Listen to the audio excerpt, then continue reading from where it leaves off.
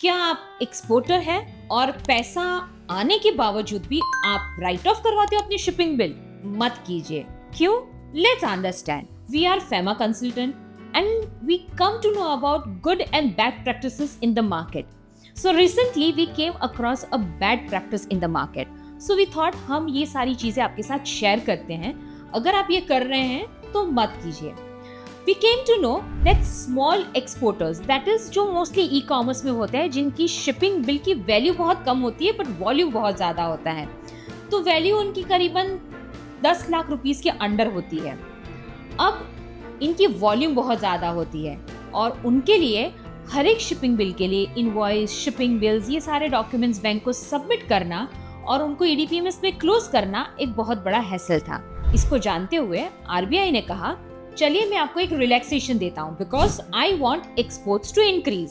सो October 2025 में उन्होंने small value exporters के लिए एक रिलैक्सेशन किया, जहां उन्होंने बोला कि अगर आप एक स्मॉल वैल्यू एक्सपोर्टर्स है, आपकी हर एक शिपिंग बिल ₹10 लाख के अंदर है, तो आपको कोई भी डॉक्यूमेंट बैंक में सबमिट करने की जरूरत नहीं है। आपको सिर्फ एक डॉक्यूमेंट है, that is the letter where you have to share the shipping bill and the corresponding remittance details, और इससे आपका EDPMS में शिपिंग बिल क्लोज हो जाएगा। ये तो काफी बढ़िया बात है, बट अनफॉर्चुनेटली काफी एक्सपोर्टर्स ये भी नहीं करना चाहते हैं।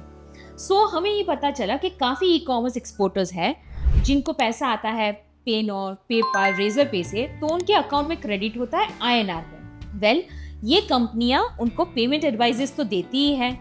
अब इनके लिए तो पैसा आ गया, यानी एक्सपोर्ट्स रियलाइज हो गया, बट एक्सपोर्टर्स को ये दिक्कत आ रही है कि इतनी सारी इंफॉर्मेशन भले ही एक लेटर में देना है, पर इतनी सारी इंफॉर्मेशन देनी पड़ेगी।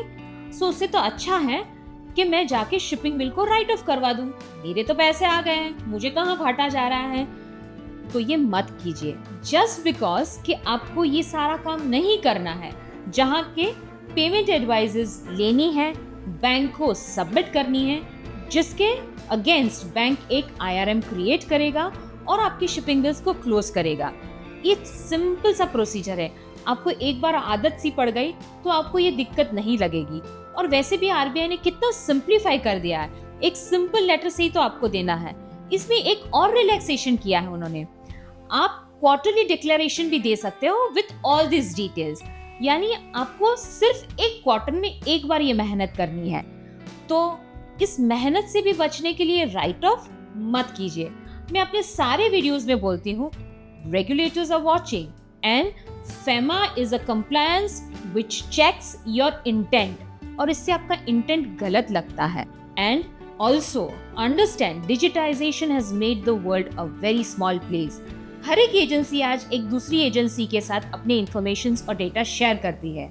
क्या आपने ये सोचा है कि अपने शॉर्ट टर्म में मेहनत बचाने के लिए जिस शिपिंग बिल के सामने पैसा आया है, फिर भी उसको राइट ऑफ करवा दिया है, और कल जाके अगर ये रेगुलेटर्स को पता चला, उन्होंने पूछा कि पैसा आने के बावजूद भी आपने इसको राइट ऑफ क्यों किया है, ये आपका सीधा कॉन्ट्रवेंशन होगा FEMA का, तो आप क्या करोगे? एक छोटी सी ऑपरेशनल काम को बचने से आप बहुत बड़ी पेनल्टी में फंस सकते हो।